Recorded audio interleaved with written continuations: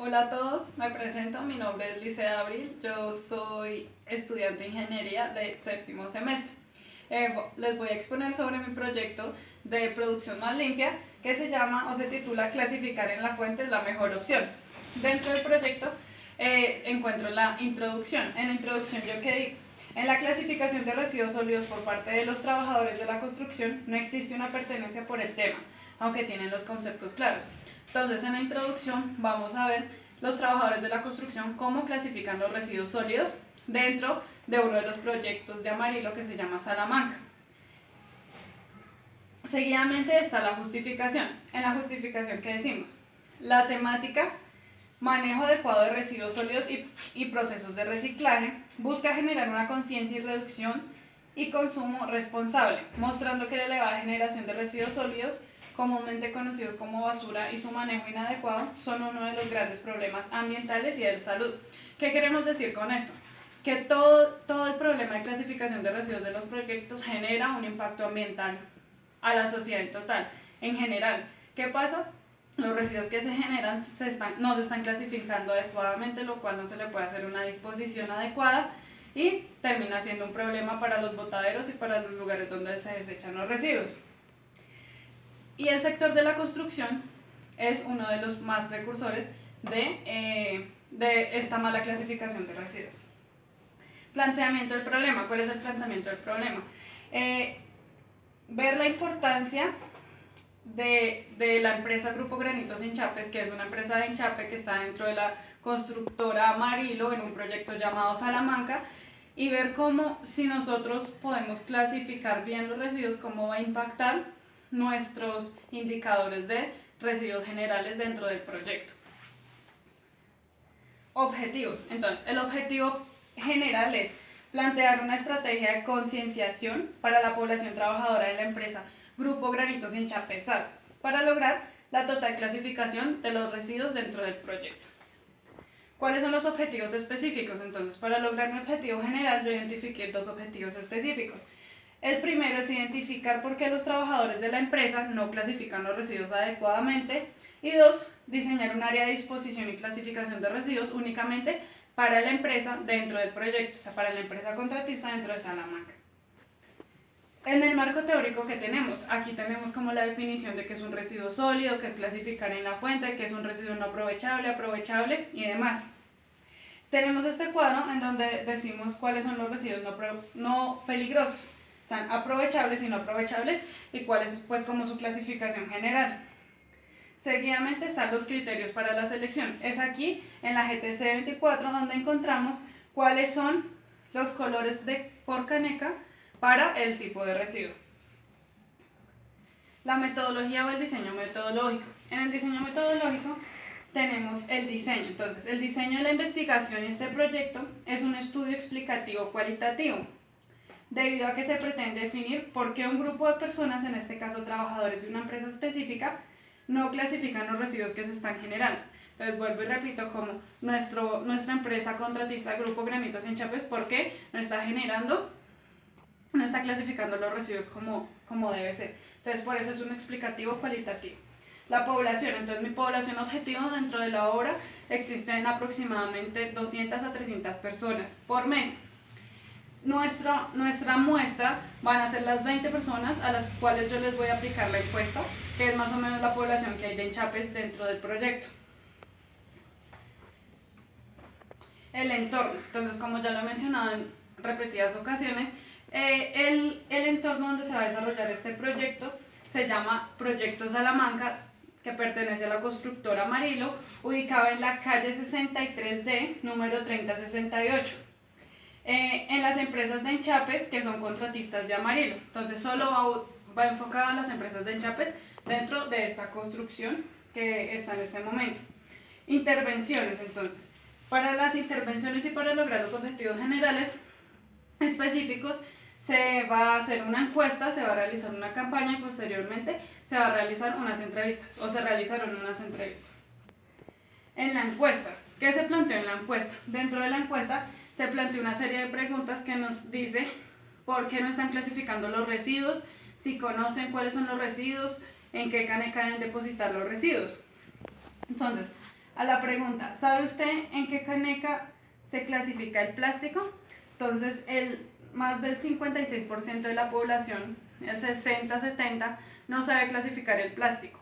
Todos respondieron que debía clasificar en la caneca gris. Muy poca población sabe que debe depositarse en la caneca azul.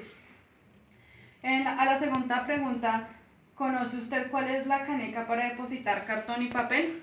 De igual manera como la pregunta anterior, más del 50% de la población no conocen dónde depositar el cartón y el papel dentro de los puntos ecológicos que hay en la obra.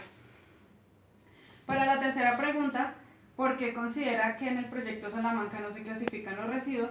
El 50% de la población considera que es por falta de conciencia ambiental y un 25-35% dice que es por falta de conocimiento. Entonces esto lo hemos afirmado en las dos preguntas anteriores, al no saber clasificar.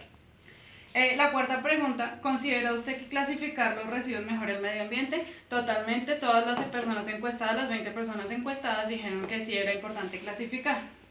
La quinta, ¿de qué color de caneca se usa para depositar los residuos peligrosos? Al contrario de las otras dos canecas, los residuos peligrosos sí saben en dónde se debe depositar, responden que es la caneca roja. Entonces esa es la respuesta correcta para esa pregunta. ¿Conoce usted qué es un residuo orgánico? Señale un ejemplo. Entonces para esa pregunta habían 3 ejemplos de un residuo orgánico, que era una botella o cáscaras de fruta o un algodón contaminado. Para nuestra sorpresa, pues el 60% de la población sí respondió que eran cáscaras de fruta, aunque siempre hay un margen casi el 40-45% que me dice que no responden el algodón contaminado o las botellas. Para la séptima pregunta, ¿considera que dentro del proyecto faltan puntos ecológicos? Entonces, faltan puntos ecológicos. Consideran que faltan hartos puntos ecológicos, pero hay otras, en la siguiente pregunta que me dice que si sabe cuál es un punto ecológico, a veces no tienen conocimiento de qué es un punto ecológico. Entonces ahí es donde está la incongruencia. Después de la encuesta pasamos a la campaña. Entonces en la campaña se les realizó una capacitación, se les dio unos incentivos para que ellos aprendieran a clasificar. Esta fue como la imagen de la campaña que dice: en la fuente es mejor, clasifica los residuos adecuadamente, lee antes de depositar tu residuo, al hacerlo contribuyes a disminuir la contaminación.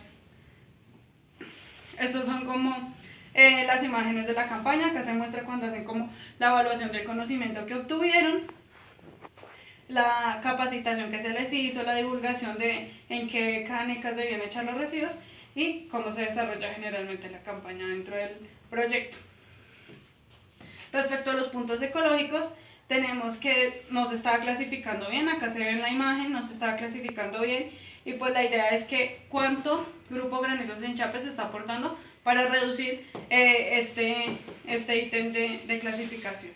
Entonces hicimos un cuadro de medición, o hice un cuadro de medición en donde saqué los porcentajes de la obra, los resultados de la obra por mes. Entonces tenemos en el mes de abril que la obra generó como basura industrial 69 metros cúbicos y en el mes de mayo 82 metros cúbicos. Esto es basura industrial, no va clasificada. Número de personas totales en el proyecto para el mes de abril fueron 291 y para el mes de mayo fueron de 308 personas. La periodicidad de recolección es aproximada, en promedio cada 5 días pasa el camión a recoger esa basura industrial. Promedio por persona, entonces por persona, cada persona 291 y 308 me está generando aproximadamente 0,23 metros cúbicos por mes, y en el mes de mayo 0,26 metros cúbicos por mes. Entonces hice la conversión al Grupo Granitos Enchape. Solo nuestra empresa, que en este caso dentro de la obra tiene una participación, para el mes de abril tuvo una participación de 14 personas y para el mes de mayo tuvo una participación de 12 personas. ¿Qué pasa? Entonces al convertir esto por persona nos da que Grupo Granitos Enchape generó para el mes de abril 3 metros cúbicos, una volqueta casi llena, y para el mes de mayo los 3,19, digamos que redujo un poquito porque tuvo 2 personas menos. Conclusiones.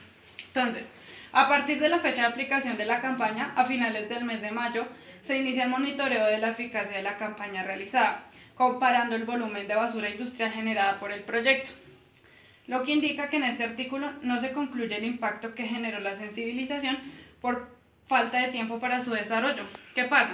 Entonces, al realizar la campaña, necesitamos un tiempo prudencial para realizar la comparación mes de mayo y abril, desde donde se hace la campaña, para compararlo con los siguientes por lo menos 2 meses, para mirar si tuvo efecto o no tuvo efecto la campaña.